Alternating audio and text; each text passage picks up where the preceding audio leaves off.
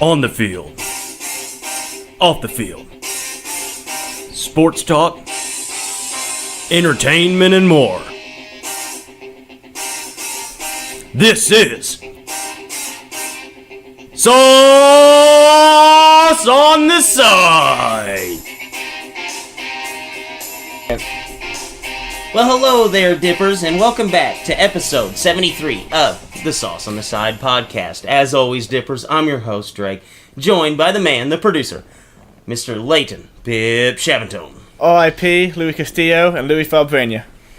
Very, very sad news. I know Brandon, whenever I say this, I know I speak for both of us. Us Cubs fan, we have a soft spot in our heart for any player that played for the Cubs during those very, very bad years. And kind of a little preview, introducing B-Reich, the hot take detective. He is back. Hey, do you guys remember that slam ball? Oh, yeah. Yeah. What the fuck was that? It was a chance for the unathletic kids to finally go above the rim. Like, it was just people dunking and then, like, tackling each other. No, that was the best thing ever, dude. Like, I've played on a trampoline before, like, whenever you're in, the trampolines that had the netting around them that were pretty sturdy. I was an animal in there, dude. I always thought that if slam ball would have stuck around long enough for me to become an adult, I would be a professional athlete. The first YouTube sensation was slam ball, really. It really was. I love it. Zion Williamson is like human slam ball. Oh, Zion would have killed, dude. And I'm surprised Dude Perfect doesn't bring that back. Like the Dude Perfect League, slam ball. Did those trampolines have a weight limit? They had to have. Zion would be near the top of that weight limit if there was. Like his sheer power going through the trampoline, he can't play. They would not let Zion play. Well, and if you think about it, we never really knew what was underneath those trampolines. So if like Zion would have came down and exploded up and just went straight down there, like what the hell was down there? Was it just like a pit of misery? Just a pit of misery. Zion would have never gotten out. It's a hell of an ankle tune. I'll tell you what a pit of misery is not. This podcast we have for you guys today. Nice. Guys, that was a pretty smooth transition. We actually have a very, very loaded show for you guys today. Be sure you guys are following on SoundCloud, or not on SoundCloud, Spotify, iTunes. Subscribe, download, give us that 5-star review. Check out thefsgn.com where you can find our podcast and other podcasts as well. Be sure to follow on Twitter and Instagram at The Saucy Pod. Guys, maybe the wildest weekend in the NFL to date. It was absolutely bananas all week. I cannot wrap my head around it. We are basically going to beat the NFL to death of how wild it was. We have a little bit of word association to follow that up. Talk a little bit about the Heisman and if they got it right. And we're going to even preview a bowl game. Talk a little NCAA and NBA hoops. So, like I said, wild, wild week. We had two teams that were actually in our contender cart that dropped games that, I'll go ahead and say it, may have been a little embarrassing. The Raiders beat the Steelers. The Dolphins beat the Patriots. Both of them on very unlikely last-second drives. Which loss, if either, makes you worried about our contenders moving forward? They're both kind of worrisome losses, but I'm definitely more about the Steelers. This is a third bad loss in a row. They lost in Denver on the goal line. They blew that lead against San Diego last week. Los Angeles Chargers last week. I do the same thing. All the time. I'm never going to say Los Angeles Chargers the first go around. And yesterday they lost to Oakland, and Oakland can't beat anybody. So that's bad for them. But at the same time, I look at New England, their loss was really fluky because of the way they lost. But that defense, they've always allowed yards, never points. And now they're 12th in the league in points allowed. So they're starting to allow points, and that's not a good thing. Especially Tom Brady's 41 years old, and he can't throw a ball figure that field anymore. Mm-hmm. I mean, I'm with you. The Steelers and the Patriots realistically probably should have won those games, even how bad they played. I mean, there couldn't have been worse mismanagement with the Patriots. And they also missed a field goal, missed an extra point. And then the Steelers, you had Dobbs playing pretty much a whole half of football, which, kind of set them back. But, I'm a little worried about the Steelers, not because of this game, but the fact that because this 3-game losing streak has them in jeopardy of even making the playoffs. I mean, you have the Titans, the Colts, the Miami, you have Ravens. They all are pretty much the same record besides the Steelers have that tie. And the Steelers, I would say, have the hardest schedule ahead of them. They have the Saints, they have the Patriots, left, and they have to finish with the Bengals, who, I mean, they always play a tough game against them. You have the Titans playing the Giants, Colts, and Redskins, Colts playing the Cowboys, Titans, and Giants, Miami playing a pretty tough schedule. We have the Ravens finishing up with the Bucks, Chargers, and Browns. I mean, the Steelers have the 9th toughest strength of schedule left, and that's kind of worrisome. Yeah, no, it has to be worrisome. And guys, if we're a last-second Big Ben sweep against the Jags from this being 4 straight games. I mean, it took an untimed down for them to be able to just beat the Jaguars. And then you look at the mismanagement of Big Ben in the second half. Are you hurt or are you not? Because I he's have no hurt, idea. and then he's back into the game, and it's just the most bizarre thing that I've probably ever seen a quarterback do. Takes himself out, and then it's like, oh, last-second heroics.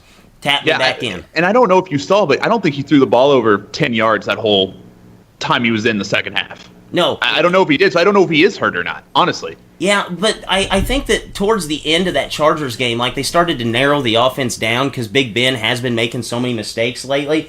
I mean, we're looking at Big Ben, and he's been concerning lately. Like, over his last few games, since they've started to slide, he has 6 interceptions to 7 touchdowns over the last 4 weeks, whenever he started off like a man on fire with 21 touchdowns and 6 interceptions in the first 9 games. So he started off on hot. He's started to regress a little bit, which is kind of weird, so it makes you wonder, is he actually hurt? He's been a little banged up. We know how Big Ben's career is. Like, as the season goes on, he takes some big hits. But if you look at the Pats, that was just mismanagement too. The thing that concerns me about them is their defense.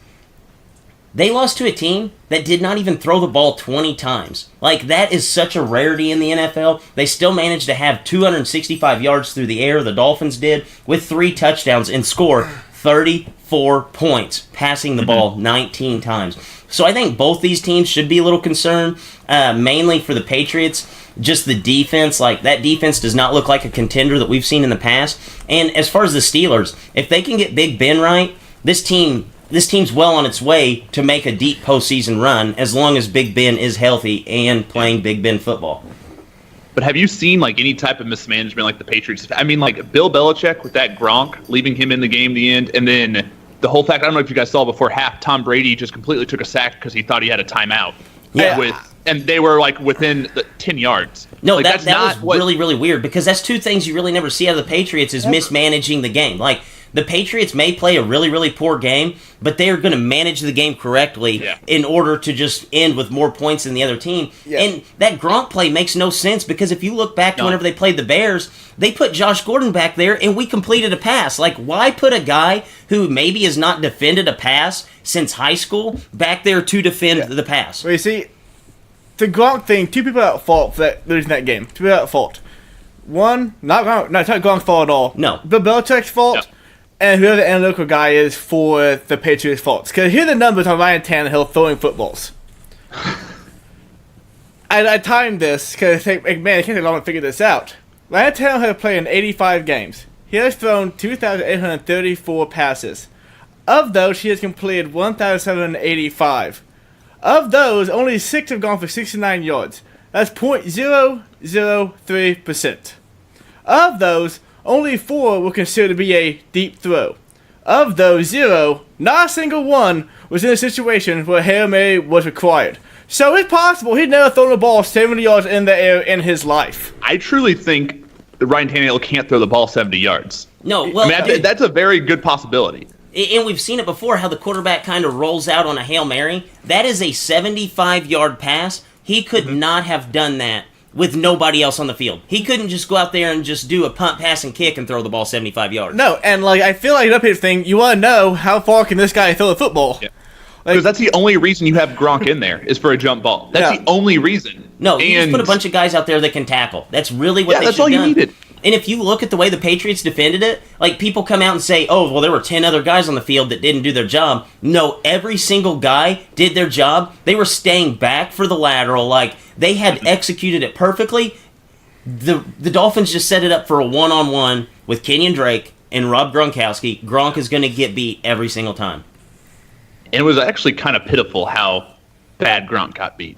Yes, it just shows you that there's a lot better athletes in the world. And Gronk's a good athlete. And then Gronk definitely not a defender. He's definitely not going to Definitely take Kenyon Drake in open fell field. down trying to tackle. Oh man. At least absolutely pathetic. I honestly was very, very bummed out about that situation. So we'll go ahead and go to Thursday Night Football, guys. Derrick Henry exploded on Thursday for 238 rushing yards, 4 touchdowns against the Jaguars, making fantasy owners basically everywhere mad because they either had him on the bench or played him in the playoffs. Did we really learn anything about Derrick Henry in this game? And do we think he can even have like half this production in an NFL game ever again? Well, I just told you about Taylor throwing the football. I'm talking about Derrick Henry running the football. Stats, boys. Derrick Henry has appeared in 44 career games. Of those games, he has 4 100-yard rushing games, including last week. That's 9% of his games. In the history of the NFL, there have been 154 200-yard rushing games. 6 of those were on fewer than 20 carries. That's 3% of those games. Derrick Henry had the 12th most yards in the history of football on 17 carries. No, he's not doing that ever again. Yeah, like I told somebody on Twitter, I actually got in an argument, tough guy over here on Twitter. But, outliers and statistics are thrown away for a reason. Because they don't make sense and they skew data. And that's exactly what that is. Like, literally, his yards per carry went from 3.6 before that game to, almost 5 yards per carry in one game. One game. So now you're looking at him and you're like, oh, he's top of the leagues. Before that, if you average less than 4 yards a carry, you're very below average. That was the biggest outlier of a game. But that 99-yard run was amazing. And it just showed that, if you have, what is he, 6'4", 250? Yes. He can, that's how he should be running. Yes, but, I agree. But if you notice, nobody tackled him below the waist. No, everybody went up to tackle him around the neck, and that's what happens whenever you have a 250-pound man running down the field and you tackle him around the head. Guess what's going to happen? You're going to get stiff-armed to the dirt every single time. That 99-yard run was the flukiest thing I've probably ever seen in my life because everybody on the Jaguars was catching up to him and then just tackling him up high, taking a route. They weren't just running up behind him to catch him. They were running past him and then turning around and, coming at him just straight up and down, which was probably the worst tackling job I've ever seen in my life. Derrick Henry will never do this again. He'll be lucky to have 15 100-yard games in his career from this point forward. And honestly, I don't think you're on pace for that with how long running backs last in the NFL. He's probably not on pace to have 15. Well, with him running straight up and down, I feel like his shelf life will be a little better just because he's not going to take those crushing blows over and over and over. And it's more just stand straight up and down, tackle me high, and I'll just go down. Which is really bizarre from a guy that big. And we'll go to something else that's a little bizarre. Guys, the Texans actually lost. Finally, after a 9-game win streak, the Texans, they lose to the Colts. Guys, we had been back and forth on whether or not this team would be in the contender cart. We said that they were, 2 weeks away. We said that if they were able to beat the Jaguars and beat the Texans, that we'd put them in. Well, they lose to the Jaguars, but beat the Texans. Was that enough for us to say that this team is a legitimate contender? So I'm still on edge here. I definitely think this team is dangerous, and I think they're making the playoffs. But truly, I think they're still a long shot to win the Super Bowl.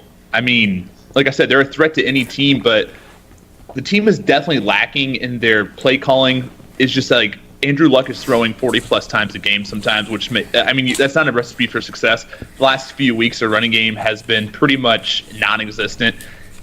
That type of stuff worries me, and I just don't think I just don't think it's this year. I think maybe they're building something, but I definitely see some holes in this team. Yeah, Brandon, I agree with anything you just said, but at the same time, we're seeing how the teams at AFC have played. It's hard for me to not I can see any AFC playoff team beating any other AFC playoff team right now because they're all playing no one's playing at elite levels for any of the Chiefs even, but the Chiefs have lost Kareem Hunt, almost lost to Baltimore yesterday. They didn't look great, and that game was at home too. So while I don't think they're a true contender, I can see them beating any team they play. Yeah, no, I would have to agree with that. We've seen the success for the Colts. Keep Luck upright, and you're going to win games. And they took on one of the best teams with a pass rush as far as the Texans, and they were able to keep Luck upright this game, only give up 2 sacks, and Luck was able to parlay that to 399 passing yards and win the game. So at this point, it's really no secret. Like with the Colts, I could see them missing the playoffs, but I could also see them winning the AFC. Like we saw, just like Leighton said, any of these teams that could make the postseason in the AFC could beat any of the other ones. I mean, we just have to look at just last week. The Chiefs, had they not had that just miraculous crossbody throw from Patrick Mahomes, they were dead in the rights to the Ravens, who, really nobody's giving the Ravens really a chance to make the postseason unless the Steelers were going to go on a slide. So I think that they can beat any other team. I would say that as far as, AFC contender cart, they have to be in there just because I don't think that any team is really that much better than any other team in the AFC. I think it's a bunch of really, really good teams, but nobody is great at this point. So guys, we'll go to the NFC here. The Bears pick up a huge win against the Rams, 15-6. The Rams were held to 214 total yards, and Goff was picked off 4 times. Guys, are you ready to put this team into the contender cart? Drake, I've been trying to talk about this since last night. Well, you take the lead on this one. Guys, this team's been in my contender cart. I've said from the very, very beginning that this team has really no holes. Like if everybody was scared to put Mitch Trubisky into the contender cart or with the remaining, with the rest of the Bears, but like they have good enough skill players to basically go head to head with anybody. They're one of like 4 teams that I found out today that have had 5 skill players go for 100 yards, either rushing or receiving. So they're not a team that's built all on one player for the offense to really get going. And everybody said just for this team to have success, Tariq Cohen had to be the lead back. Well, we saw them yesterday go out with Jordan Howard. Basically, we're going to run the ball down your throats, and they were successful with that. Jordan Howard was able to have 100 yards, and we saw what the defense can do against upper echelon teams. And really, what's scary about the Rams on the defensive side of the ball is that Aaron Donald is just freak of nature. And we saw Matt Nagy, who is a very, very smart coach, he was able to stifle the pass rush for the Rams, which we have not seen over the past probably 9 weeks since Aaron Donald's really started to basically hit his game breaker. So I just think as far as NFC teams, they may be the most complete team in the NFC. I think I'll stay on that, but I think they have to be in your guys' contender cart. What do you guys think? I just don't see. Okay, they're in my contender cart. Yes, 100% in my contender cart. And I think this is kind of going to build off what Leighton's going to talk about, but they're 100% the Jags from last year. They have to win in spite of their quarterback. They basically have to either the defense has to play out of their freaking minds, which isn't going to be every day, or you have to have a good Mitch Trubisky show up, and even more importantly, you have to have Matt Nagy just call the perfect game for him. They have to call the right plays to get him open. He's not good enough right now to do it. So they're really winning in spite of their quarterback, which, yes, you can win that way. And we saw with the Jags last year, should have went with the Super Bowl. But it makes me very worried. That's my only big thing is definitely Mitch. And you say that they didn't have a great pass rush, but they also, Mitch Trubisky threw 3 interceptions. So I mean, they probably had a decent pass rush going on. Most of those interceptions were just on deep balls. But I think that was more of Mitch Trubisky just coming back from injury. If you look at guys coming back off of a shoulder injury in the past, like Aaron Rodgers, I think he's only thrown 2. I think he's only had 1 or 2 games since 2009 with 3 interceptions or more. And one of them came the game after he returned from a shoulder injury. So I think that, last night was kind of a fluke with Mitch being so inaccurate. I just think that was just them trying to make sure that he was healthy, get him into the game, and really not work him in. And, guys coming off of shoulder injuries, we've seen it time and time again, guys are inaccurate passing the ball. I mean, Cam Newton, been dealing with a shoulder injury over the past couple weeks. 2 weeks ago, he threw 4 picks against the Tampa Bay Buccaneers, who had 1 interception on the season after 10 games. Yeah, but like Van said, they are Jaguars. They're the exact same, but they're different. They didn't think the same mean. the 14 weeks last year, they're both 9-4. Both came by defense. The Bears this season have 4,500 yards. Last year, Jaguars had 4,700 yards. So the Jaguars outgained them. But the Bears have 200 more passing yards, but the Jaguars had nearly 400 more rushing yards. The Bears pass the ball more, so they have 9 more passing touchdowns, 25-16. But that could more turnovers, more interceptions, 14-8.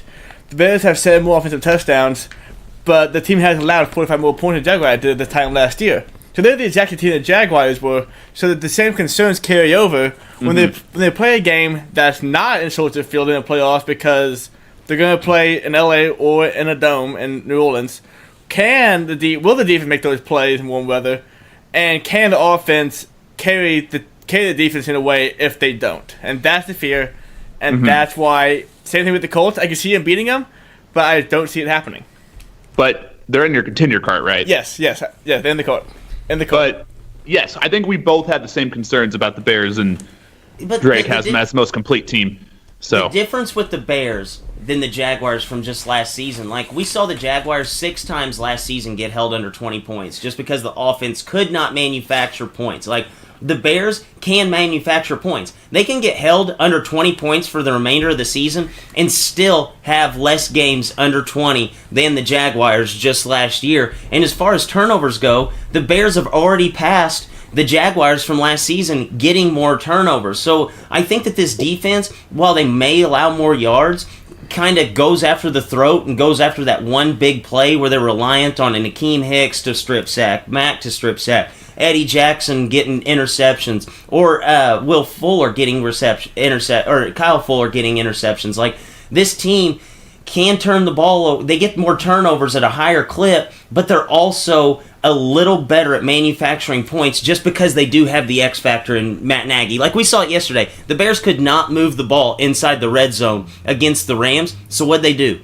They threw everybody out on the field, was above 290 other than Mitch Trubisky, and they manufactured points. Where the Jaguars last year would have just turned around, hand the ball off to Leonard Fournette, got stuffed, kicked a field goal. Okay, well, first back to that. Last night they couldn't move the ball on offense. Like not at all. Like they got points because the defense got turnovers, and the Wilcox picked on the 8-yard line one time for a touchdown. But and many teams have moved the ball against the Rams. But going back to what I said though, like that's right. They all the same, but they're different. The Bears score more points because they pass the ball more, and the Jaguars just ran the ball a whole lot. But at the same time, the Bears allow more points, the Jaguars don't. So the different ways they're going about it, but it's the same result and the same worries. And also, I don't think either of us are questioning the Bears' defense, though. No, not at all.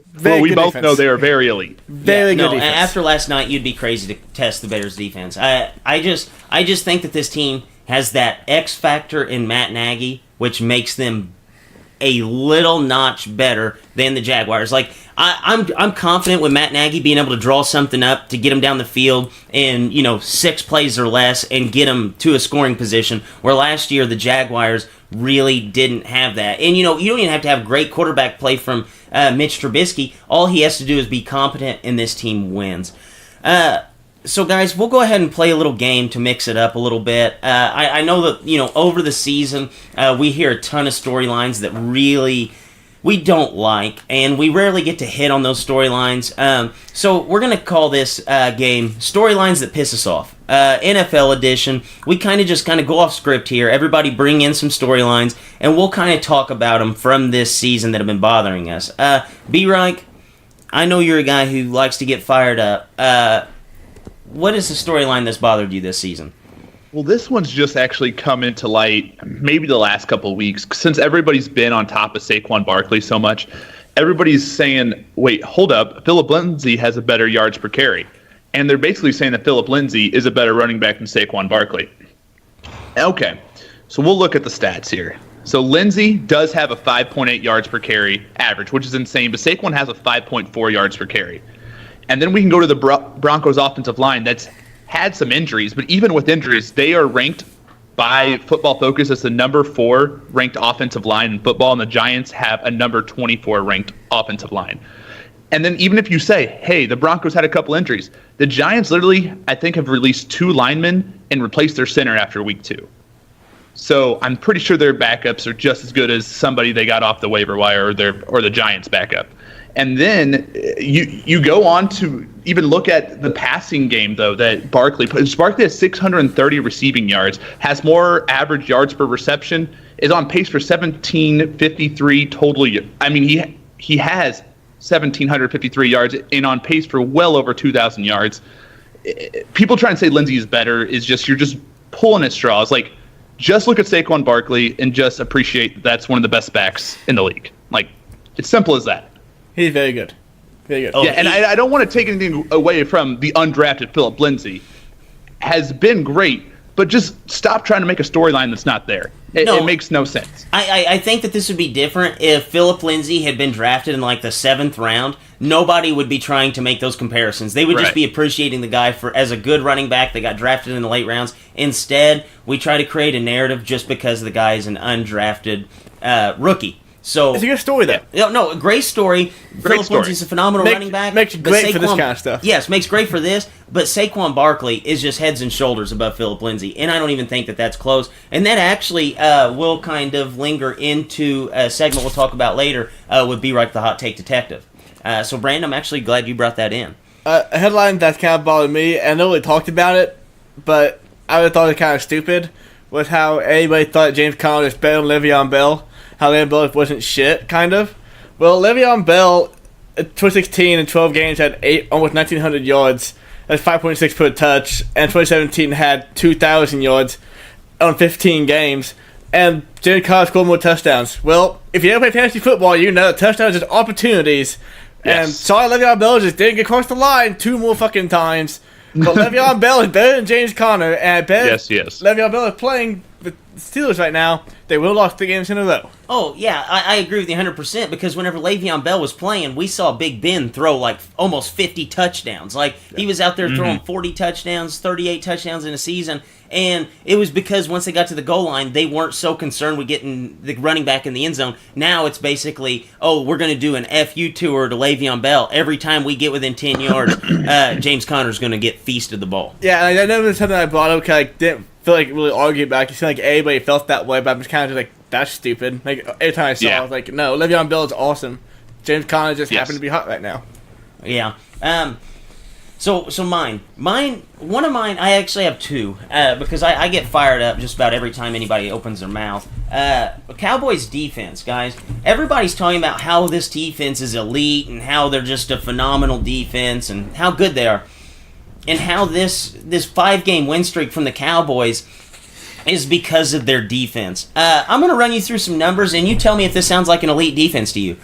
So over the 5-game win streak, they beat the Eagles, the Redskins, Falcons, and Saints. So we'll start off with Philly. Philly's the 21 ranked scoring offense. They averaged 21 points per game. Whenever they played the Cowboys, they scored 20 points and 23 points. Sounds pretty average to me. Then they played the Redskins. The Redskins are the 27th ranked offense, 19 point per game average. They scored 23 points on the Cowboys. So if you ask me, sounds pretty pedestrian. Then they played Atlanta Falcons. Atlanta Falcons, they have phenomenal pieces, but they have Steve Sarkisian drawing up plays, so they are very, very hampered. They're the 14th ranked offense, averaging 24 points per game. The Cowboys held them to 19, so 5 below their average.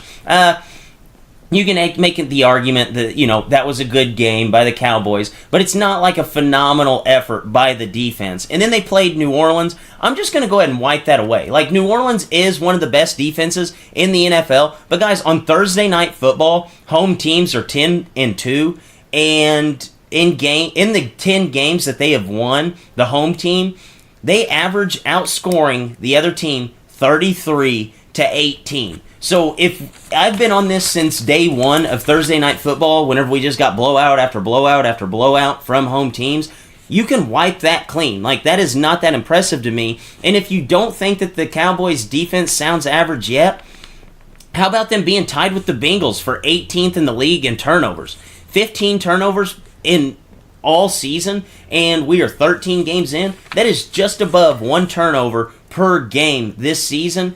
And they've only played 2 teams that have top 10 scoring offenses, and one of them was on a Thursday night. And 8 of their games up to this date, so 8 of their 13, are in the lower half of scoring offenses. So they are playing legitimately the worst scoring offenses night in, night out, and they're even outside of the top 10 in sacks. So any statistical thing that you can point a finger at for the Dallas Cowboys, they're not that great. I just do not understand where people are coming up with this narrative that this team has just this elite defense. They have decent pieces. They're a solid defense all the way around, but they are not an elite defense.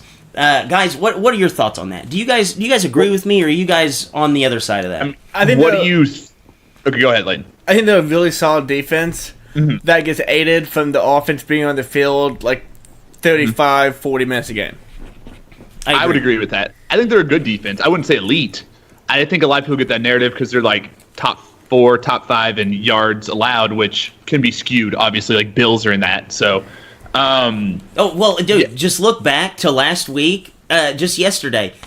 The Cowboys. The reason why they don't give up that many yards. Did you watch the overtime? The Cowboys had the ball for 8 minutes until they scored. They dominated the first half of possession completely. No, and I'm with Layton with that. Like that definitely helps. I think they are a good team, but yeah, no, they're not elite. No, I would agree. Do you have any other B-Right?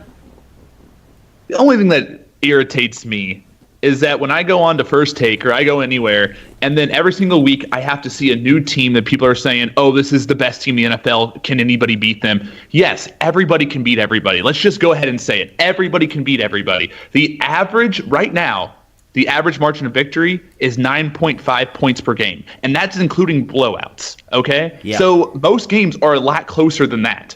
The Cowboys hung up 40 on the Jaguars. That doesn't make any sense. These are all professionals. This isn't college football. Let's stop trying to say nobody can be beat, and then as soon as somebody gets beat, we try to move on to the next team. Like right now, people are trying to say Chargers are the best team in football, and that's just like, I mean, why? Just because the Rams lost? Like, the Bears will be on First Take next week, so. Yeah, no, the Bears are well on their way to just jump right up there. And dude, like, I could probably name 4 or 5 games that were at least 30-point blowouts. Like, the Bears beating the Bills. They beat them by, like, 32. The Jaguars got beat by the Cowboys by, like, 33. And then I think the Bills have lost another game by 30-plus points. And then just now, for you to say that the average margin of victory is 9.5, that is absolutely unreal in the NFL. Last little bit that I have that really bothers me. Guys, it's Blake Bortles. Like, if you look at his last season numbers to this season, B-Reich, you've hinted at it earlier in the year. His completion percentage, 0.2% better than last year. Touchdown percentage, half a point lower this season. Interception percentage, 0.2 higher this season. Yards per attempt is absolutely identical. Yards per game is actually like 3 yards higher this season. Those are all things that Blake Bortles can control. Those are the only things on the field Blake Bortles can control. The difference? He's taken 3 more sacks this year already. And he's going to be like 5 games short, I think, once the season's over. 34 fewer rush yards per game. Guys, that's a score difference.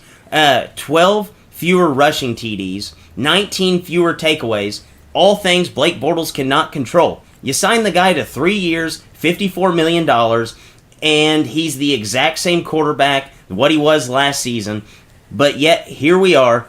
You're 4-9, and it's automatically Blake Bortles' fault, even though Blake Bortles was out there on the defense trying to stop Derrick Henry rushing for 240 yards just last week. Like, what in the world? You know what I'm saying? It's that whole thing. Like, we all knew Blake Bortles wasn't good last year. We all knew he was average at best. At best, he's average. Yeah. Probably not average. Yeah. And winning, this just goes to show winning, like, solves everything. Absolutely. You get to an AFC championship game on the back of your defense, and now we're thinking Blake Bortles is a top 15 quarterback, which is just not right. So you're right. No, he's been the exact same quarterback. We know what Blake Bortles is. It's a Jaguars' fault for whatever they're going through. Yeah. No, it's absolutely abysmal. I think that what they've done with Blake, benching him after you sign him to the deal, he's the exact same player. Absolutely terrible. So you don't like thinking about prolific quarterback? Is that what we're getting at here? Yes, that's exactly what we're getting at. So, do you not like how they hit on defense last Thursday? No, not a good effort on defense. Was that a worse idea than putting Gronk at safety on Sunday? Probably. All right, we got any more bad ideas for us? Yes, actually I have quite a few thoughts for you guys today. It was all a dream. I used to read Run Up magazine. Aaron Rodgers thought he had a competent head coach for 83 seconds this season, and then Joe Philbin was out of challenges. Rob Gronkowski went to Chris Conte's defensive back camp this season, and he was just wanting to show Bill Belichick what he had learned. Kelvin Benjamin, cut by the Bills, and coincidentally gets signed by the Kansas City Chiefs. This smells 100% like Andy Reid move. Ever since Dontari Poe left, he hasn't had a buddy to go with him for Fast Food Friday. Andy Reid, problem solved. Urban Meyer came out and said that his team should have been in the playoff because they had overcome so much, quote, adversity. Urban, I could pull out a knife, jam it into Leighton's left leg right now, and just because we move on with the podcast, just because the producer has a knife in his leg, does not mean that we had overcome adversity. Urban, you need to watch a little bit of film and review the differences between stupidity and adversity. Sean McVay, too busy remembering names and not enough time remembering defenses. Sunday Night Football score for the entire Rams team, 6. Chicago Bears linemen, 8. It took 10 weeks, but I can call myself right about the Texans being pretenders. Jaguars gave up 240 yards and 4 touchdowns to Derrick Henry. Benching Blake Bortles solved every single one of your problems. And there's a new book out this week, and it's titled, Now, What the Hell Are You Going to Do with Carpenter? And it was written by all nervous Chicago Cubs fans. And those have been my thoughts. Guys, just a little tidbit here. Obviously, just to go back to what I'd said there at the end, Cardinals got Paul Goldschmidt. Do you guys like that move for the Cardinals? That's a really good for the Cardinals, yeah. They bring in, I mean, it's a great move for them right now. They can re-sign him. Great move. They only had to give up Weaver and Carson Kelly's progression has been staggering, Marked. honestly. Yes. Like, I can't remember the time where a catching prospect was that good when he first came up and just can't figure it out anymore. But yeah, great move. Now they're going to sign Bryce Harper. Yeah, I absolutely love it. Yeah, I think that's I think it's a no-brainer. no-brainer. It's amazing. Yeah, anytime And that you add an MVP candidate to your lineup, you automatically get better. And the NL Central first basemen are looking really dang good right now. Yeah. You got Votto, Rizzo, and Goldschmidt. Oh, yeah. Who do the Pirates have over there? Oh, I don't know. Oh, and the Brewers has Aguilar. Wow. He was, yeah. So. All right, Pirates, you need to catch up. Yeah, All right, guys, yeah. so a little Week 14 recap, just a little word association. Guys, biggest winner. The Bears.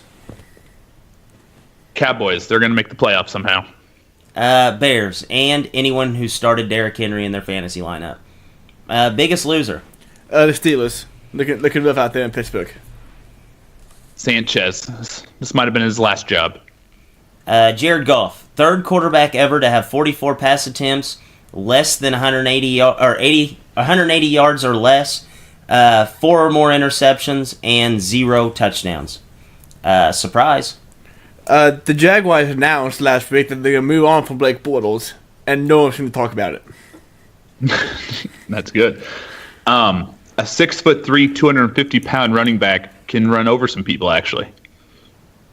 What a surprise that is. I know. Bill Belichick, the only man in the United States who thinks Ryan Tannehill can throw the ball 80 yards. Biggest disappointment. NFL referees. I was going to just say the refereeing in the Eagles-Cowboys game. Awful. Bears didn't pitch a shutout. Impact injury. Tyreek Hill. If you can't play Thursday against the Chargers, as a game that could drop, and that division gets pretty close. Yeah. I was going with Zach Martin. Cowboys line has been average all season, and then he's going for an MRI. Had to miss the rest of the game last week, so pretty big. I go with Zach Martin too. Like if they go to play any team with a pass rush in the postseason without Zach Martin, they're going to be absolutely in trouble. Biggest WTF moment? Just Josh Allen's running ability. Just how? Yeah, you keep on bringing that up. It is actually pretty impressive. Did you see that he either tied or broke Michael Vick's record? He broke Michael Vick's record. He broke Yeah. a Michael Vick rushing record. That's insane. I I was going to say the NFL is rich as hell, and they still allow the Raiders to play on a baseball field. Did you see Boswell miss that kick on a slip? We did. Dude, as soon as it happened, I was like, that's not his fault. Like, He can't help that. I mean, the field conditions were absolutely terrible there. And then if you look in the Miami game, they actually had to delay the game to go out there and fix the field. I mean, this is a league that doesn't let a team play in Mexico City because the field isn't good enough. And they still let the Raiders have that as their home field. It's crazy. Absolutely abysmal. I'm going Big Ben. How many times are you going to go to the locker room and come back out and then return whenever your team finally needs you? It's like he was just like waiting for his one shining moment to run back onto the field to lead them down the field for Chris Boswell basically to Charlie Brown a kick. Biggest overreaction? Josh Allen's best running quarterback of all time. Yes. Never say it. Yeah, you can't really argue. A Hugh Jackson team will never win again. Joe Philbin passes John Fox for the worst coach versus the challenges. 2 plays in the first 83 seconds as the head coach of the Packers. Lost both. I don't think I've ever seen anything like it. Yeah, 90 seconds, like real quick. Yeah, they were there and then they weren't. 2 timeouts, gone. So, guys, a little NCAA football talk here. We'll talk about some quarterbacks this week. The Heisman ceremony was Saturday, and in back-to-back seasons, the trophy is heading back to Oklahoma to the starting quarterback. Last year was Baker. This year it's Kyler Murray. Did a college football voting committee finally get something right? I think so, yeah, absolutely. He led the nation in yards, second in touchdowns. Top Michigan every offensive category. Kyler definitely deserved it. Honestly, though, I think he won it because the way the last week ended. If Tua goes out and then Jalen Hurts also struggles, then I think Tua wins it. But since Jalen Hurts played so well, and so just Tua was just not that important, even though he was important still, and that gets to Kyler. Yeah, I agree with you. I think that was a huge deciding factor. Honestly, even looking at it, it was a huge deciding factor for me. Like, Jalen Hurts could have led this team to an undefeated season. I truly believe that. I agree 100%. And if this is, I don't know, this isn't necessarily an MVP award, but the most valuable player out of those 3 is Kyler Murray.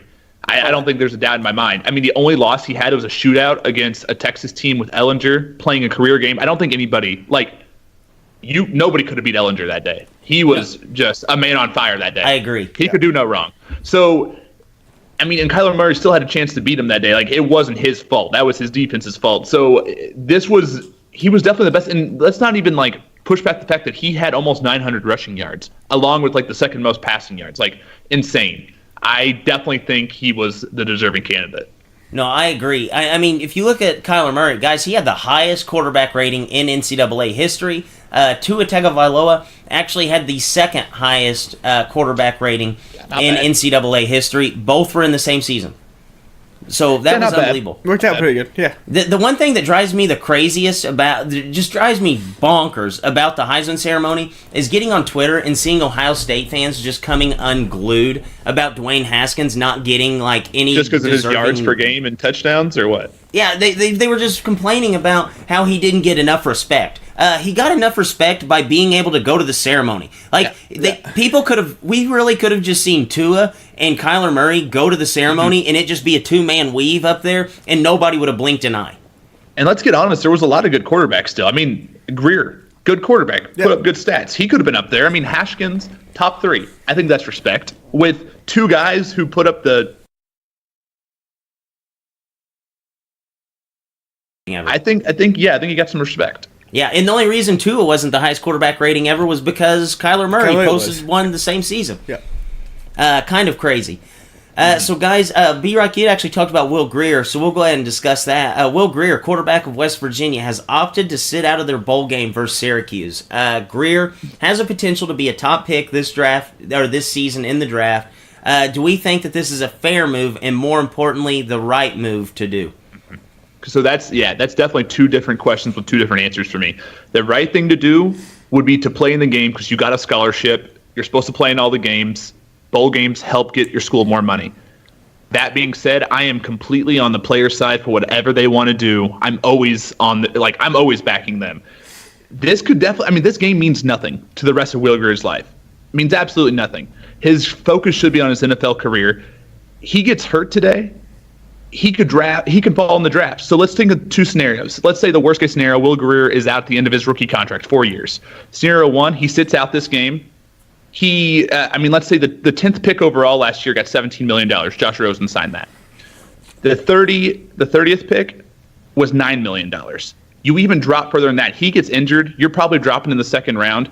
I mean, you're leaving like $10 million on the table for the rest of your life. That's more money in those 4 years than you're going to make the rest of your life. Yeah. I mean, $10 million is crazy. Doctors make like $300,000. And we're over here like bitching because this kid doesn't want to risk $10 million to play Syracuse. Yeah. Yeah, exactly. He did the best he could do to get him to the playoff.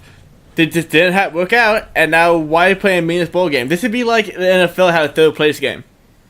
Not even a third place game. Like, they didn't make the playoffs. Conference playoffs. And they're like, yeah, they didn't even make the playoffs. It's like freaking, I don't even know, the Browns and the San Francisco playing a game because they could get more money. I don't know. Just for the hell of it. Yeah. Just for the hell of it. Yeah, I mean, we're looking at a kid, like, the only reason people are mad because, the reason why there are bowl games is because of money. Like, they have to make more money, so they're going to have more bowl games. And I'm just going to leave it at this. Jalen Smith, linebacker for the Cowboys, he was a lock to be a top 10 pick, maybe a top 5 pick. Ended up falling to round 2 because he got hurt in the Fiesta Bowl against Ohio State. Guys, this was like basically Roquan Smith 3 years ago. Like, he was that type of linebacker where he was going to be a top 10 linebacker, which is kind of a rarity in the NFL today. Jalen Smith fell to round 2. He got 4-year deal for $6.9 million, 4.4 guaranteed. Roquan Smith, the 8th overall pick just last year, 4 years, $18.4 million. All guaranteed. That is $14 million of guaranteed money to sit out one game. This is the right thing to do. This is the fair thing to do. This is everything that Will Greer could consider in his life. It's right. Yeah. What he's doing is right. It honestly angers me when people argue against that. I want to give anybody an opportunity to say, hey, go play that game, but you're going to risk $12 million for the rest of your life. Like, I can't even fathom having $1 million. 12 of those? Yes. I will sit out this game and go play the NFL for 4 years. Like, Jesus Christ. And you know what? We don't have to think about anything other than Isaiah Thomas, what happened to him. The pros are a sport. Pros are a business. That dude was going to sign a max deal if he probably didn't play injured with the Celtics. He played injured. He got screwed by the Celtics. They shipped him to the Cavs, and he's playing for pennies on the dollar when he could have had a max deal. Loyalty doesn't pay in sports. No, and if you look at Chris Paul last season, he shut it down whenever he was actually hurt, didn't try to play through an injury, and look what he got. He got rewarded handsomely with a huge deal. So it makes no sense for people to come out and say, oh, well, Will Greer, like, what about your teammates? This is a guy that transferred into West Virginia, could have went anywhere in the country. He did the right thing. He came there. He gave them 20-plus games. So what if he sits out of one meaningless bowl game? Yeah. I cannot fathom people that whenever they come out and they try to say that this is, he's given up on his teammates. Guys, he could have went anywhere he wanted. He chose West Virginia. He gave him 20 good games. Yeah. And every single person would take $10 million over playing one game. Yep, I'm sorry. If we were all playing a game, you're relying on me, I'm taking $10 million. I'm sorry, buddies. I'm sorry. I understand. Yeah. Completely understandable.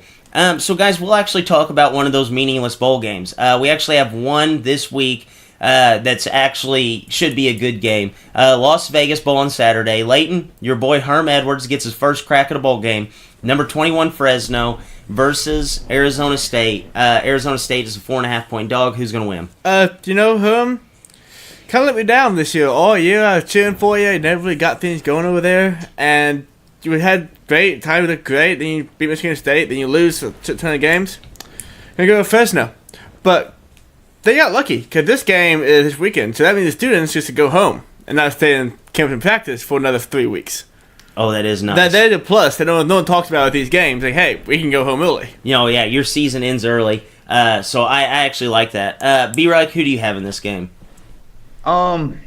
I'm going to be honest, I haven't watched a lot of either of these teams, so I'm going to go with Arizona State. Go with the big dogs. They did beat Michigan State. They do have Herm Edwards. I'll go Arizona State.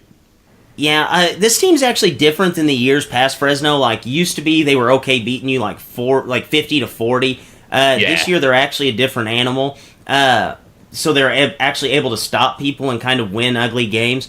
But I think that it's just going to be too much for them. Like, Arizona State, they have probably the two best players that Fresno's going to play all season in Manny Wilkins, the quarterback, who's one of my favorite guys to watch. He might not be a great quarterback, but he is so fun to watch. So if you guys aren't doing anything on Saturday, be sure to watch this game because Manny Wilkins is so fun to watch. And N'Keal Harry, probably going to be one of the first receivers drafted. He's in 3 years from now, we're going to be talking about him being a big fantasy commodity. Two just unbelievable weapons that they have on the offensive side of the ball. I think Arizona State is actually able to win this game. So, guys, we'll actually transition now to a segment that I actually love. It's really fun because Brandon, if you guys don't know anything about him, loves to try to prove me wrong. And I think the only reason he watches sports is so he can argue with me and tell me that I'm wrong in a lot of scenarios. So this segment is called Be Reich, the Hot Take Detective. I will give him 3 takes, and he tells me if I am right or wrong in my takes. So Be Reich, first on the slate. The Chicago Bears are the most complete team in the NFC. I mean, we just did talk about this, but I really can't see how you say that with their offense lacking so much. They rank outside the top 10 in almost every offensive category. Except points. Except points, but if all your clearly that's defense that is allowing that to happen, and they're also outside the top 10 in points per play ran. So, I mean, their defense is the entire reason for their success. And the Rams and the Saints are the most complete team in the NFC. The Bears are third. The Bears can beat both those teams clearly. They just proved it against the Rams, but they're not the most complete team. They don't have the offensive firepower. They have to win in spite of Mitch. Matt Nagy has to call a great game. That's not the most complete team to me. Okay. So if Lamar Jackson stays at quarterback, the Ravens are a lock to win the AFC North. I'm going to be honest. I really think the Ravens are going to win the AFC North, and I think it doesn't even matter who's a quarterback right now out of their quarterback options. Well, maybe not RG3. We'll just say we'll keep it Joe Flacco and Lamar Jackson. I mean, obviously Jackson has been efficient. The offensive coordinator has figured it out. They just need to run the dang ball. And, I mean, the offense is definitely better for that. But I don't think this comes down to the quarterback change as much. I mean, with Joe Flacco at the starting quarterback, they were second in passing attempts per game. I mean, that's crazy. Joe Flacco can't be throwing it 40 times a game. I've talked about it before. In the 5 losses that Joe Flacco's at the quarterback, 4 were within a touchdown, 3 were within a field goal. They went from number 17th in rushing attempts per game to a clear number 1. Yes, Lamar obviously helps with that. But if they would have even like half that and just ran the ball about 20-something times a game, I definitely think Joe Flacco, and that Ravens defense is insane. I think that they definitely would have been doing better before Lamar Jackson took over. That being said, if I was in charge, I guess I'd probably keep Lamar in there because, I mean... Got to ride the hot hand. You got to ride the hot hand. But I think in a perfect world, if Joe Flacco wasn't getting hurt, I definitely think Lamar probably should have been in the offense more. I think they probably should have done like what the Saints do, rely on a good defense, a run game, and pass, but just basically do it to a way more extreme. Like Lamar had like 30% of the carries. I mean, do like almost a true 2-quarterback system. But yeah, I think no matter who's at the quarterback, the Ravens are winning their division. So whenever the Ravens were trying that like last second, right before the Chiefs tied the game up, and then the Ravens got the ball back with just a handful of time left, I was sitting there just hoping that they would put in a quarterback that could throw the ball down the field. Like whenever RG3 came in, I thought this might be a good thing for this team, like because he can actually throw the ball. Bad. But I would say for 50 minutes of the game, you roll with Lamar Jackson, but whenever you're in those crunch situations where you have to extend the ball down the field, Joe Flacco, pop him in there. Yeah, well, and then even at the end of the regulation, I thought it proved my point. I mean, Chiefs should have won that game in regulation. They missed that field goal, obviously, and you can't have Lamar Jackson just drop back and purely be able to pass. Like, he has to have that run option, and that's where I think they'll get into trouble when they get behind a little bit. But Yes, I'd probably roll the hot hand, and I'll go ahead and agree with you on this one. Okay. So final one. Saquon Barkley, just at a talent level alone, is the best running back in the NFL, and I don't even think that it is close. You're pulling at my heartstrings on this one because I love Saquon. I love him so much. It's just insane, and I love watching him play the game. But saying he's head and shoulders and not even close, I mean, you have Todd Gurley, you have Zeke, you have Melvin Gordon. I mean, hell, you have Christian McCaffrey coming on strong here at the end. I do think there's something special about this kid. I think he probably does have the most talent in the NFL. But saying he's just head and shoulders, no argument made, I can't do that yet. I mean, Todd Gurley, the season he's had, I can't do it yet. I just want to throw some nuggets out there for you. So he has 5.4 yards per carry. He's the only NFL running back with 200 carries this season with more than 5 yards per carry. He's the only running back with 190 carries at least and 0 fumbles. He's 4th amongst NFL running backs in receiving yards. I'd really say that he's number 2 out of actually running backs because Tariq Cohen and James White, they're basically offensive weapons and not running backs. And, you know, what has been the one reason why we said that the Giants have not been good this season? The offensive line. So if you are running behind the worst offensive line maybe in the NFL and you are averaging all these ridiculous stats, I feel like just at a talent level alone, you have to propel this guy to being the best running back in the NFL. If you watch him, he just absolutely, he takes it on. And if you look what he did against the Bears just a week ago, he had over 100 rushing yards. And you look at Todd Gurley was averaging 2 yards per carry against that same exact team. So I think that just as a talent level alone, running behind that offensive line and still managing to do what he did. We've seen a year of Todd Gurley with a bad offensive line. He had like 900 total rushing yards.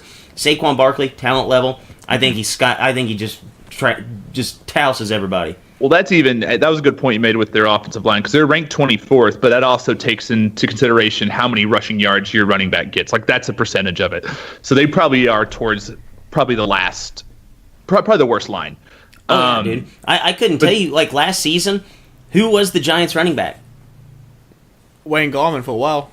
Well, nobody had success though. You know, like nobody. It was success. It was a rotating thing.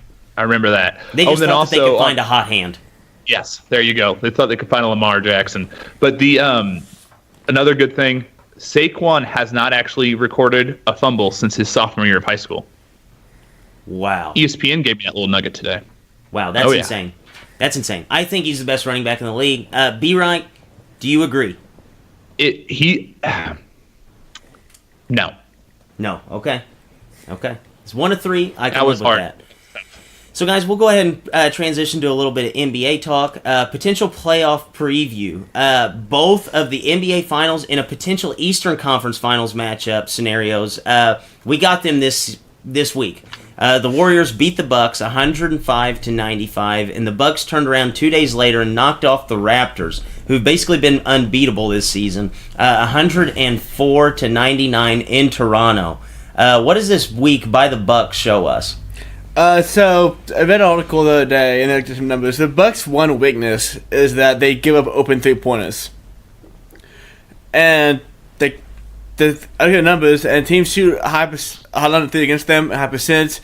So I can only assume, not trying to pretend I watch every fucking Bucks game, but I can only assume that they do give up a lot of open 3-point shots. So that's really the thing right there with them, probably for a good part of the season, because when teams had offensive woes, they normally drag on throughout the whole season. I think the Bucks are a really good team. I don't think they're better than the Raptors. It's so hard to judge a basketball team, especially in the NBA, for 82 games, off just a 2-game sample and who they play in those 2 games. But nonetheless, good win beating the Raptors. Oh, yeah, good beating the Raptors. Yeah, I mean, I think you hit on the head. Regular season's really hard to judge in the NBA. I mean, the Raptors have dominated the regular season NBA for the last couple seasons. But the Bucks are legit, I think. And it took basically 19 threes from the 2-time defending champs to beat them, which makes a lot of sense now that you put that little stat out there that they let a lot of open threes. But I think I really liked actually the trade they made for George Hill. I think that gives them they had a clear hole in the backup point guard. And now they get a definitely veteran presence who can usually shoot a really good percentage from three as their backup, give them about 20 minutes a game. So I like the Bucks' trajectory, and I really like them going forward. Yeah, I do agree with that. Obviously it's a huge win. Anytime you beat the Raptors this season, like, it's a huge win for your team. But them being able to beat the Raptors 2 days after they had gotten beat by the Warriors without Draymond Green and without a guy named Boogie Cousins who has not stepped on the court this season.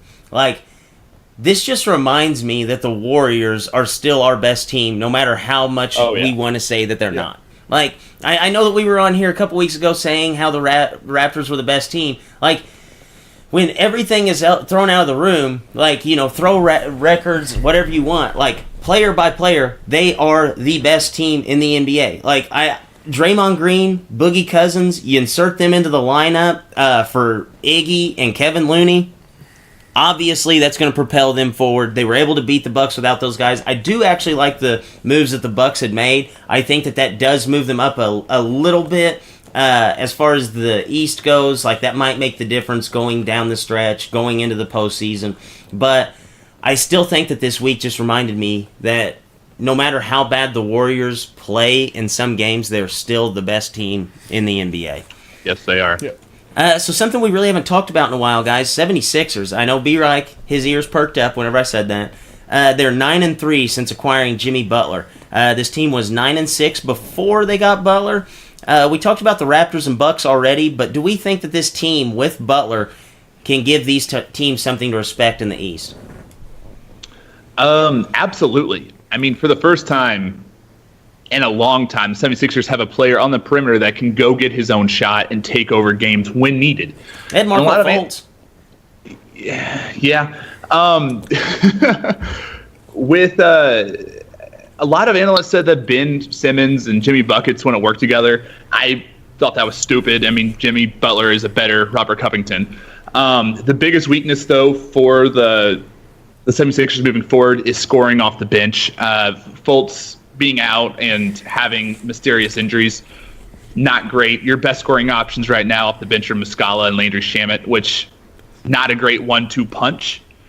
But if they can do what they did last year and pick up a couple scores to come off the bench like they did with Ghostface Illy, I really like them going forward, and definitely they can win the East. So wait, they're a weakness of bench scoring? What's that? A weakness of theirs is bench scoring? Yes. That surprised me, because all those draft picks and all those young, like all those rookie contract deals, they signed some pretty good bench players, what do you think? It's only their process didn't work. I don't know how you'd say that when they're clearly one of the top teams in the East. So I mean, they had to go get a player that what the fuck though. You have 3 All-Stars, so I don't see how you'd say that the process he's looking is for a working. job. Yeah, we don't need Jim. Jimmer Jimmer can only dominate in China. Okay. And BYU. But yeah, I know the 76ers, they're all a good team. They're all a very good basketball team. But I don't know, I feel like in the East, the Raptors on their own level, and then it's like the Bucks and 76ers. Celtics are kind of getting in that tier again, but right now the Raptors are still the best team in the East. And I don't see any of the teams beating them in a 7-game series.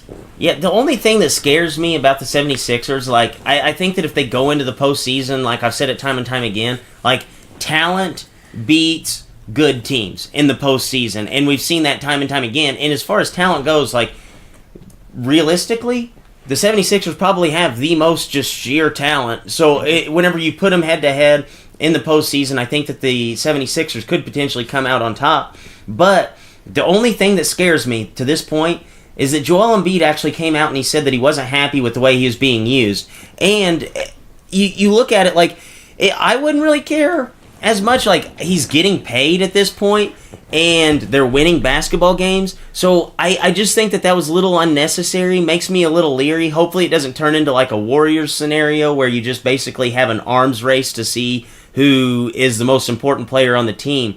But that is really the only thing that keeps me from saying this team is a lock for the Eastern Conference Finals. I think that was very overblown. I think that was taken out of context. I think Embiid is very frustrated, obviously, with how poorly he's played in the last few weeks. I think that was just completely overblown, trying to make a story like most people do.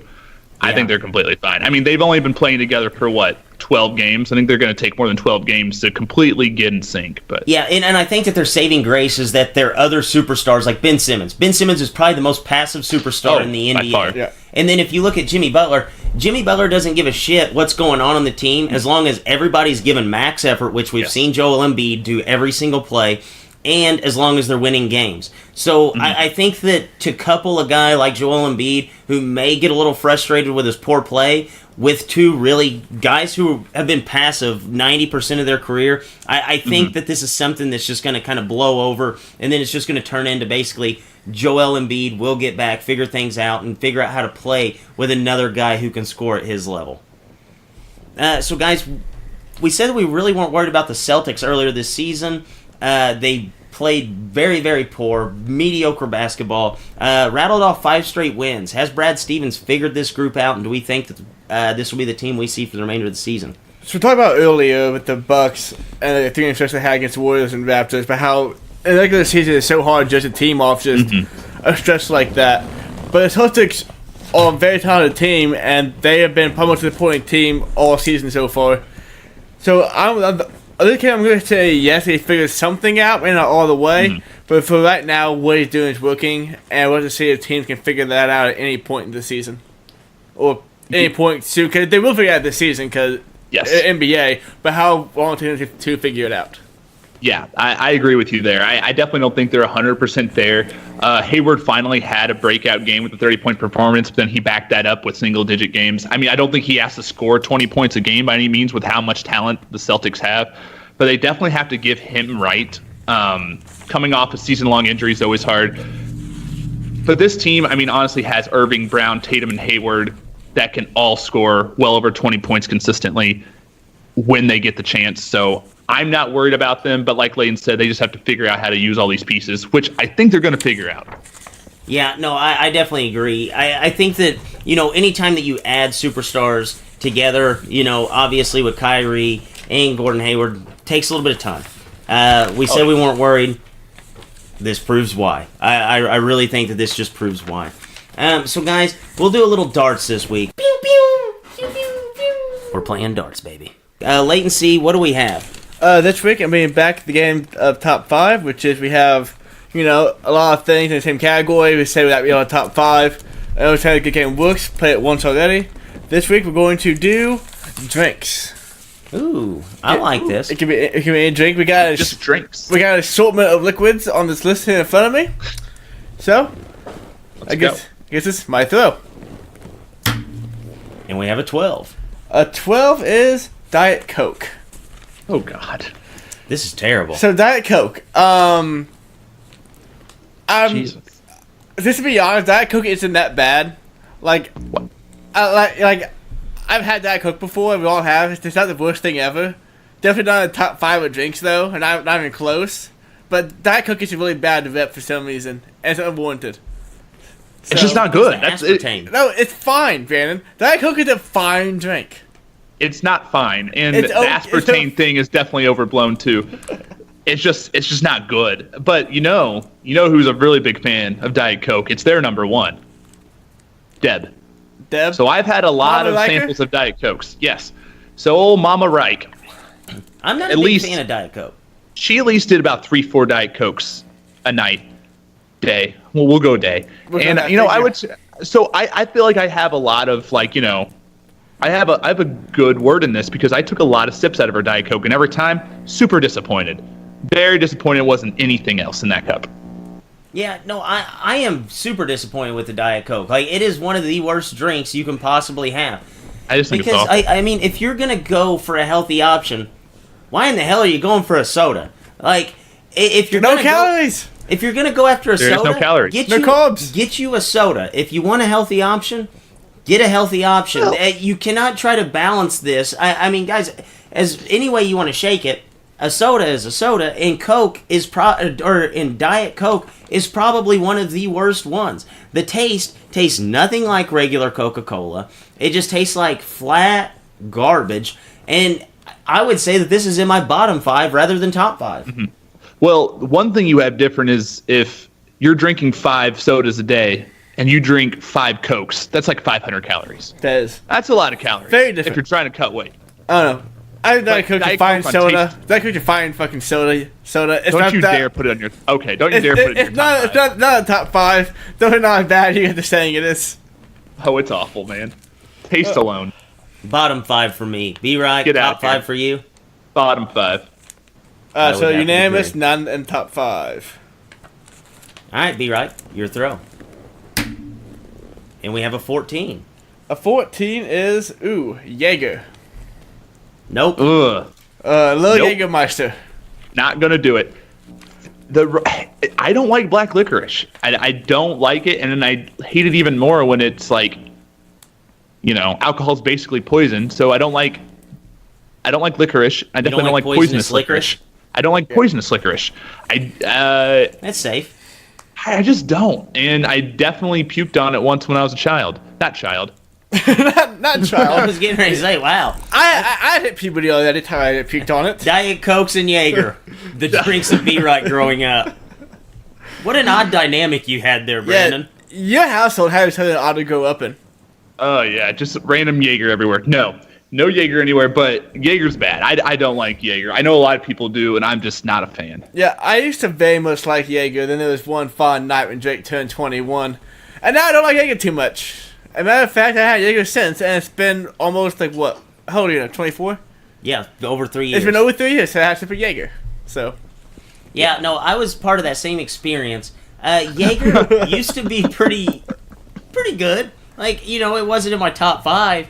But now, it might rank below Diet Coke, and just the simple fact that it's just undrinkable. Like, I could sit down and have a Diet Coke, be completely fine. But like a Jaeger now, I can't even have it.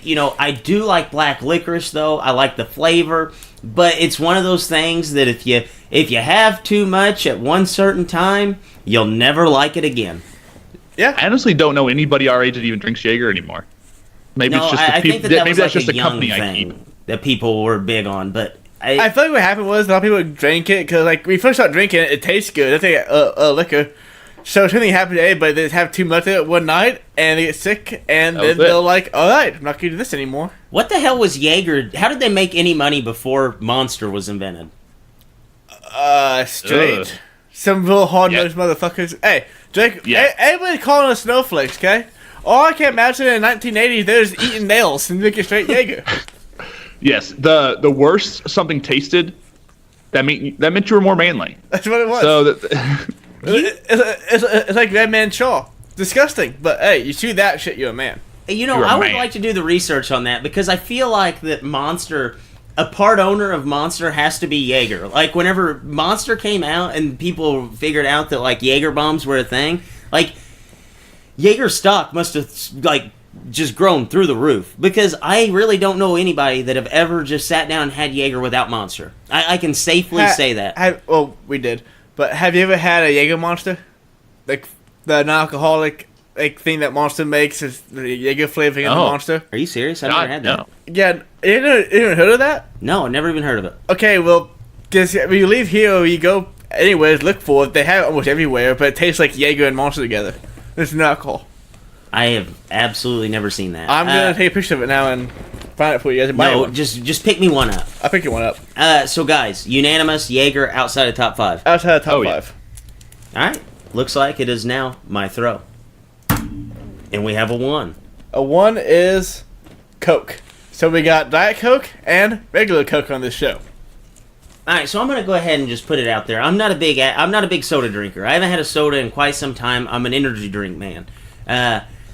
Much healthier. Yeah, much healthier option. Energy drinks, I know. But soda, I'm not a big fan of the Coke flavor. Like I like Coke better. Like the bottle cap flavoring things, like the soda things. Yeah. I like those that are cola flavored. I like candies that are cola flavored. But as far as Coke itself, not enjoyable for me. I'm gonna have to say that it ranks above Diet Coke. It is better than that, but I'm just not a big soda guy. I'm not a Coke fan, but I do enjoy the flavor of cola. I like Coke, but I'm a Pepsi guy. What? You're a Pepsi guy? And What? Pepsi is so much better than Coke. You were like one of 5 people in America. Pepsi is so much better than Coke. No, the only reason people drink Pepsi is because some dumbass store put Pepsi there. No, the only reason people drink Pepsi is because they're employed by Pepsi. Pepsi. They're either employed by Pepsi or they're eating at Taco Bell. So much better. Yes, if you're eating at Taco Bell, yes. Pepsi's so superior to Coke. Oh my God! Tastes so much You better. were so off on this. You were so off. So much better. How so?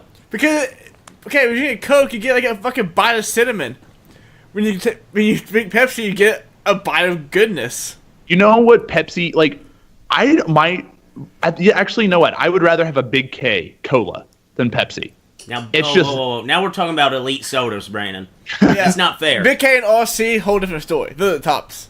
But Oh, okay, well, No. I would disagree with that, but I just do not agree with Pepsi. Wow, this is throwing me for a loop, Leighton. I never knew this top about five you Coke, until right now. Coke, I like top five Pepsi. for you? Are we counting like vanilla and cherry Coke in there, or Sure, yeah. 'Cause vanilla all, Coke- all iterations of the flavors. yes? Then yes, absolutely. Regular Coke would be outside, but of a good vanilla Coke, cherry Coke, yes, I will take that top 5 all day. Lock it in. Dude, it's really Pepsi. good. Vanilla Pepsi is like literally. I mean, Coke's little it's brother. pretty much tied with Diet Coke for me. It's so bad. Pepsi is it's just so much better. As a matter of fact, all the Pepsi drinks are better than all the Coca-Cola drinks.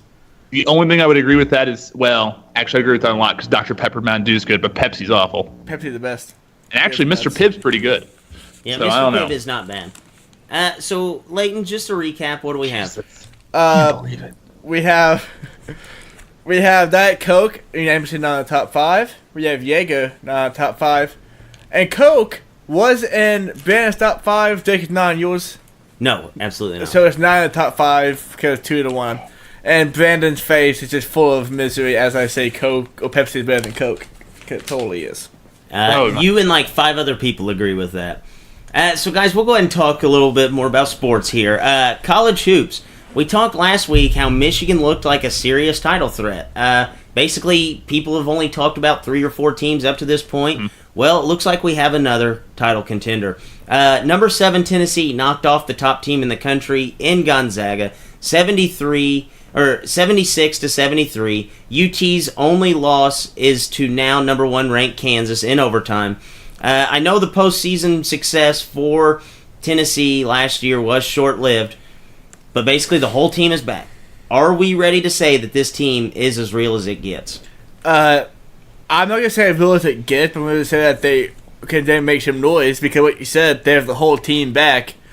And because of that, they are deep naturally because of that. With a team like Duke, we know this 2 weeks ago, they're young and it's not deep enough. So if they get a tournament against a younger team, a team like Duke, a team like Kentucky, they're going to be able to just basically outsmart them in a way because they've been there before and don't be overwhelmed by the pressure. Not saying that they're better than Duke, but I like their odds in the tournament better when that time comes. Then Duke? Yes.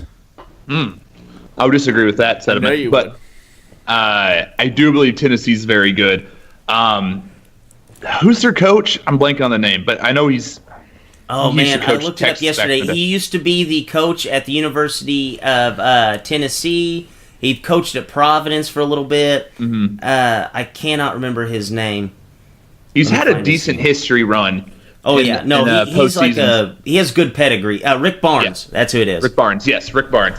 He has a pretty good pedigree. I've actually a lot of people here in Nashville are pretty pumped about Tennessee basketball right now. I definitely think that they are a legit chance, and I would lock them into Elite Eight right now. They are a very deep team. I like what I see from them. No, I agree. You know, last year I went and watched the SEC basketball tournament, and I left there thinking that Tennessee, they did not win the title, but I left there thinking Tennessee was the best team in the SEC. And they were, in my opinion, the most impressive. And if you look at what they have, Grant Williams, he's the returning SEC Player of the Year, but also on their team, Admiral Schofield, he's probably going to be this year's SEC Player of the Year. So you think about how scary that is going into the postseason, know that you have back-to-back SEC Players of the Year, and they're not even the same guy. Like, you have 2 separate guys that you can rely on at any given point. And, you know, this team's been absolutely blowing everybody out with the exception of Kansas and Kansas and Gonzaga, which they played 2 really close games, they haven't had a game within 10 points outside of those other 2. And if you look at it like the loss to Kansas, who I've basically been saying that Kansas has been the best team in college basketball this whole season. I thought they were from the start till now. They lost to them in overtime, and they actually had a route where they should have won that game. I think Tennessee gave Kansas the game more so than Kansas had won the game, and you're not going to see that too many times out of a team that's so seasoned like Tennessee. I think they're one of the most deep teams in the country, and which is a huge rarity in college basketball to have a team that has experience, they are deep, and they're overall just well coached on top of that. I think if you put those three things together, a good coach, depth, and experience, that makes you a serious threat at the title. Tennessee, I think they are as real as it gets. I would say that if I had to rank the top 3 teams that I could see winning the national title, they would be in the talk there. But guys, does this kind of prove what is wrong with like college ranking systems? Like we've seen where Kansas opened up the season ranked number 1, then they threw 2 teams up there, both of them lost, and now where are we back to? An undefeated Kansas being ranked number 1. Yeah, I mean, I guess there is a flaw in it, but not like college football where it has to be top 4 teams because at the end of the season all shakes out because no one goes undefeated anymore. It's just that one Kentucky team. But in the tournament, 68 teams make it. Not that big of a deal where you're at. Along in the upper seeds, it's kind of okay. Getting number 1 seeds is kind of like a bragging thing at this point anyway, with how good just all the teams are, how good all the players are now. So it's a flaw, but it's not that big of a deal. Yeah, unlike college football, obviously at least I don't pay attention as strictly week to week who's in there. I like to look at the bottom tier to see who's actually jumped up in the top 25 more than I do like the top 10. But like Layton said, everything it usually ends up working itself out. But looking at it and seeing your point, I don't understand how Kansas fell from the rankings just because Gonzaga beat Duke, but Kansas beat Tennessee. I don't know. Yeah, and then Doesn't really you make had sense. Duke that housed Kentucky, and we weren't even really sure how good Kentucky was, and they jumped them. I do think that it's a little bizarre that, you had 2 teams work their way above Kentucky whenever Kentucky started off number 1, hadn't lost, and, they're still right there, and they had beat a very, very good Tennessee team.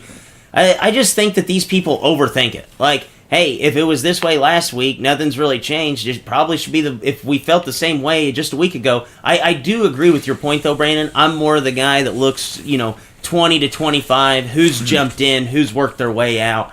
But as far as rankings as a whole, I feel like all college sports have gotten to the point where it's almost just like laughable what they do with the rankings from week to week. Furman is a top 25 team now. We're going to keep an eye on Furman. Oh, yeah, absolutely. And a team that actually lost to Furman is Villanova. They'll be playing Kansas this week. Villanova, Kansas, Final Four last year. Kansas looks to get revenge. Who do you guys think is going to win this game this week? It's actually on Saturday. Is it at Fieldhouse? I'm not 100% sure where it's at. Well, I'm probably going to take Kansas regardless of where it's at, but if it's Villanova, at Villanova, I think it would be a really close game. Because Villanova, they're better than they have played those 2 games earlier in the season. Jay Wright's one of the best coaches in the country, top 3 for sure. He'll get them ready to go for this game, but Kansas, just too good across the board. There's too much talent there. Yes, it is in Kansas. Okay, then I would give them not a big chance there because Villanova still struggles with figuring out who is their go-to scorer. They got a lot of, like I said, they have some transfers. They have some, bench players from last year trying to basically take over that scoring load. Like Layton said, very good team. I think they'll make it a game, but I definitely think Kansas is pulling this one out. Yeah, I think Kansas is going to wax them this week. I think Kansas is much better. And the only reason why we have Villanova, why we think Villanova's good, is because what they did last season. And really, what they did last season, nobody's back. So I think this is going to be kind of one of those games where Kansas comes out with something to prove. They have players returning from that team that absolutely got housed against Villanova last year. They're coming out with something to prove where Villanova's still trying to figure themselves out. Like B-Reich said, they're trying to figure out what they are, where Kansas knows that they're a legitimate title threat, and they're out to get revenge on the team that demolished them last season. So I think this is going to be kind of a slaughter for Kansas's favor. So guys, saucy six-pack of games, week 15 actually. Thursday night football, we have the Chargers at the Chiefs. Guys, I'd said it already once this podcast, Thursday night home teams are 10-2. This game, if the Chargers win, they'll be tied for first place. Is there any way that the Chargers can win this game? Well, they can definitely win the game because they're all a really good team. But like you said, they're traveling to Kansas City, to Arrowhead, a very hard place to play. Tyreek might be banged up, but any reset today should be able to go. So I'm just going to take that for what it is and pick the Chiefs. It sucks this game's on Thursday night. It does. It's awful. It really does. Because this would be, like you this, said, honest to God, like, even though it was in Kansas City, if this was on a Sunday, I would be picking the Chargers. I'm still going to pick the Chargers, but it definitely makes me wary that it's on Thursday night. I just really think, I mean, they didn't play well last week. I'm thinking they're going to bounce back a little bit, and the Chargers should win this game. But, yeah, it sucks because this is actually a really big game, and it could come with an asterisk being on Thursday night. So, yeah, I can see a route to where the Chargers win. I just don't think that the Chiefs have looked right since they did cut Kareem Hunt.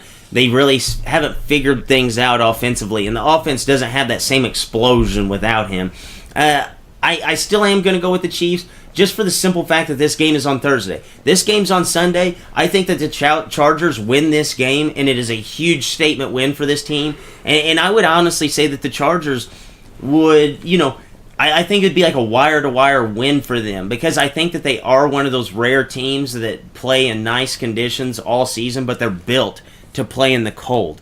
So I think that this is going to be one of those games, Thursday night football, you throw it out, Chiefs end up winning this game. Dolphins at the Vikings.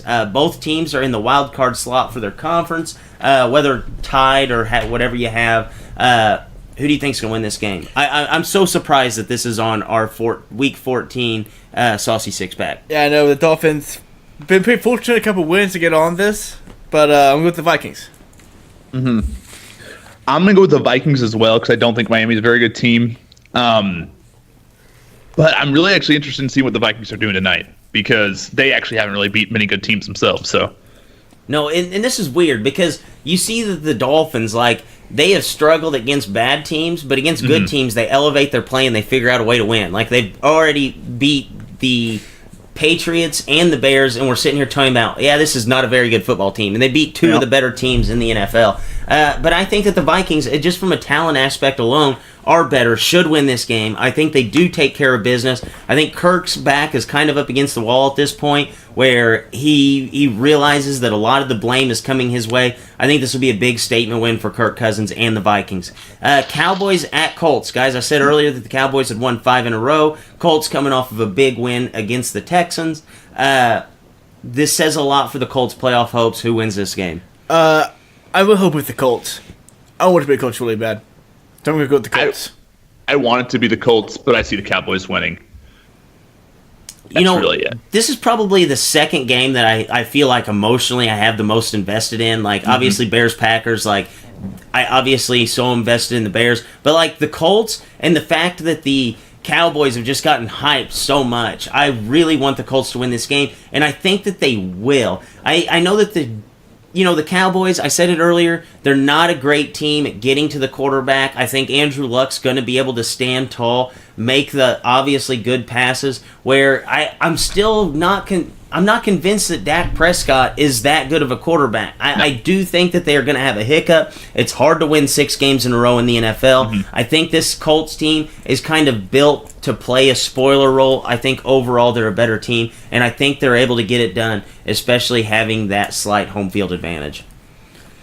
So Packers at Bears. Guys, if the Bears win, this will be the first time that the Bears have ever won with me being present. The Bears are 0-3. I will be attending the game on Sunday. Who wins this game and why? I'm going to go with the Bears because they're just a better team. And they're supposed to be... Sunday is supposed to be Rodgers' big game comeout party. Still don't look that great. So I kind of think that they're going to come out flat this week, and the Bears are going to house them. Yeah, this pick definitely doesn't come from football logic. But going off of Drake's track record, the Bears will dominate the whole game, and Aaron Rodgers will break his heart. Packers will win. I think you're right. I just hope that you're not right. Logically, I'm picking the Bears, but I just, like B-Rex said, going off my track record, this is a must-lose game for the Bears. But I will say, I think this team's different, and I think that they can present me with a win, so I'm picking the Bears. Patriots at Steelers. Guys, both teams coming off of a loss. Steelers coming off 3 straight losses. Steelers getting the Patriots at home. Do you think they can get things going in the right direction? First things first, the NFL really fucked off by not flexing this game to Sunday night. Absolutely. Mm-hmm. That was a pitiful decision. But I'm going with the Patriots. Steelers keep losing. Yeah, this one, Big Ben at home's great. Patriots have shown that they can let up a lot of yards, but I'm going with the Patriots too. I don't like the direction the Steelers have been going these last few weeks, basically ever since that Panthers game. Yeah, this is going to be a weird game because it's two teams that like really, really good on paper, but whenever I watch them, I'm rarely that impressed with them. Mm-hmm. I am going to go with the Steelers just because I think this is a game that they have to win.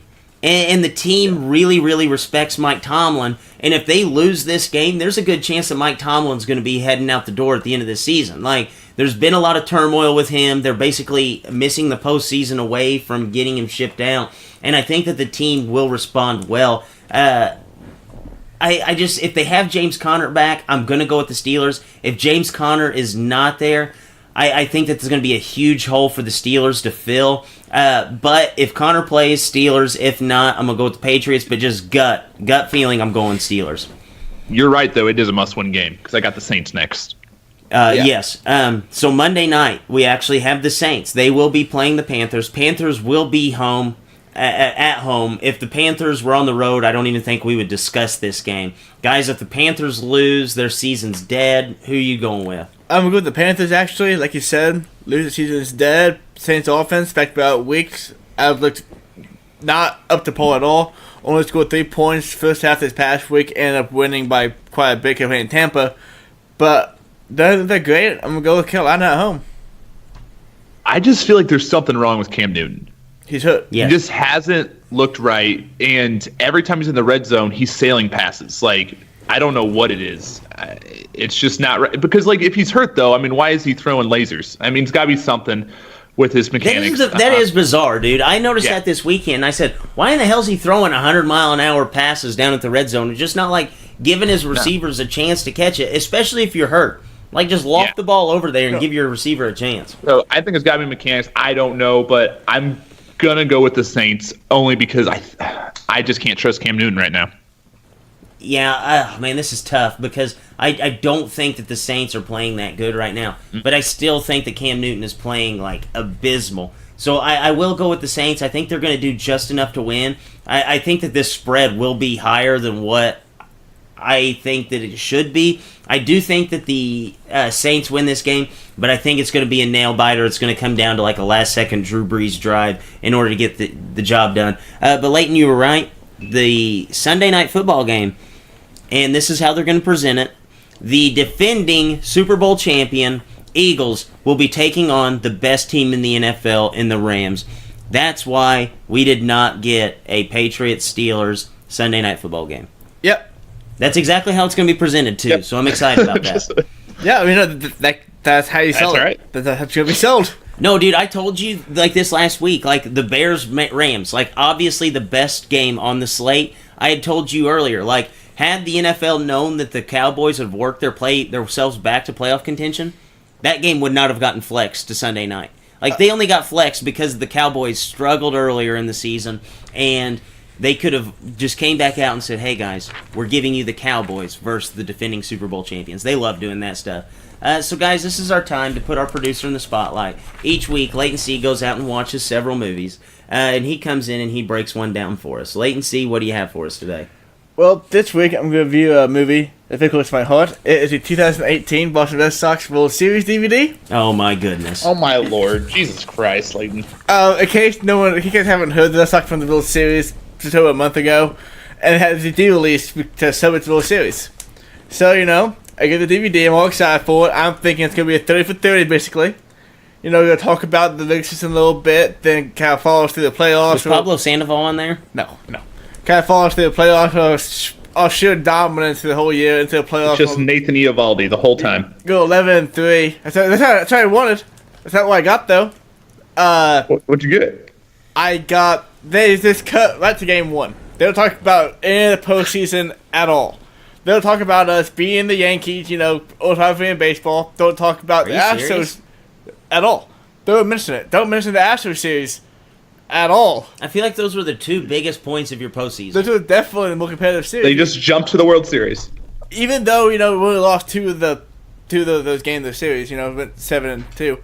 Still way more competitive than the World Series was. Yeah. And it was kind of upsetting because the entire time hearing the woman talk, I can't know what her fucking name is, doing the commentary over it, it was kind of like made for, it seemed like 5-year-olds. They're like, and then, in the 7th inning, climactic got back in the game. Like, oh yeah, climactic thing. And he walks Steve Pierce. Walks in a run. Like, yeah. Climactic stuff there. And then, they let out stuff in I the wish World it would have Series. been Chris Collinsworth commenting. I'm happy it's not. Or Joe Buck. Well, Ooh, Joe Buck. Joe Buck. That should have won. Jason Witten.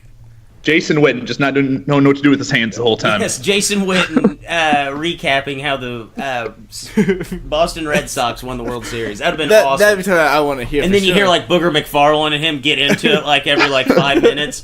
That would have been the best thing ever. And then, those sort of the pre-World Series stuff, they don't show storylines from the World Series. Do you remember when Jay Martinez slipped and almost didn't play Game 3 and 4? Yeah. Not mentioned.